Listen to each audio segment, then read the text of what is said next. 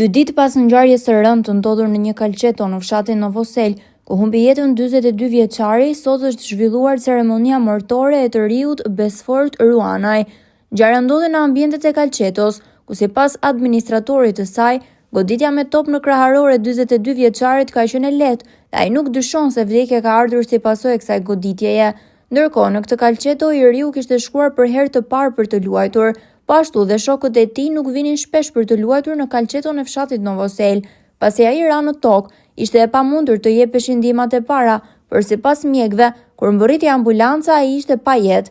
Trupi i tij është dërguar në morgun e spitalit të Vlorës, ndërkohë pritet dhe një përgjigje e analizave të autopsisë për të verifikuar shkakun e vdekjes.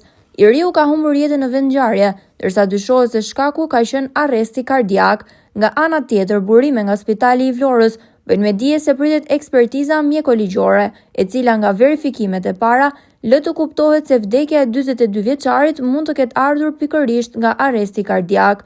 Sot rreth orës 11 në Drashovistë të qytetit të Vlorës është kryer dhe ceremonia martore, ku i riu është përcjell për në banesën e fundit nga të afërmit, miqtë dhe familjarët e tij.